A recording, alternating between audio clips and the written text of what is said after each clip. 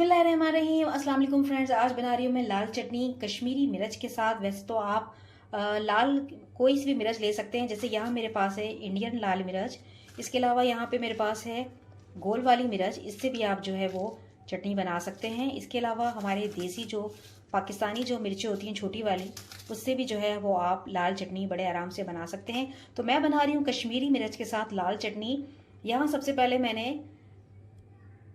कश्मीरी मिर्च को बहुत अच्छे से साफ कर लिया है, धो लिया है, और इसके जो ऊपर के जो डंठल हैं वो मैंने रिमूव कर दिए हैं।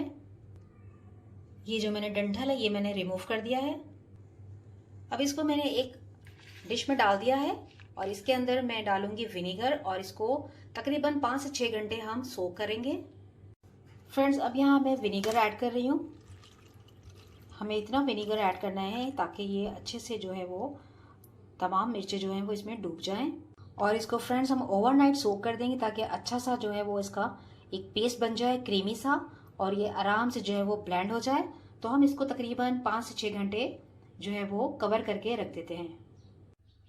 फ्रेंड्स, यहाँ देख सकते हैं आप, मैंने कश्मीरी मिर्च को अच्छे से जो है वो रात भर सिरके के अंदर डिप करके रखा था। आप यहाँ देख सकते हैं इसका कलर भी थोड़ा सा चेंज हुआ है।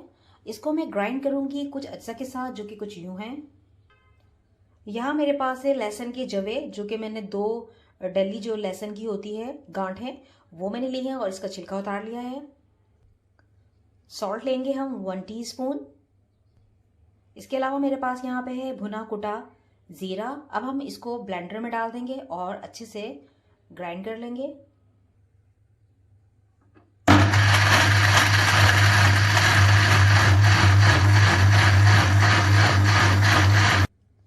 तो फ्रेंड्स, यहाँ पे लाल चटनी कश्मीरी मिर्च के साथ जो है वो रेडी है। अब मैं इसको जार में फिल कर रही हूँ। आप इसकी कंसिस्टेंसी चेक कर सकते हैं, यहाँ पे देख सकते हैं।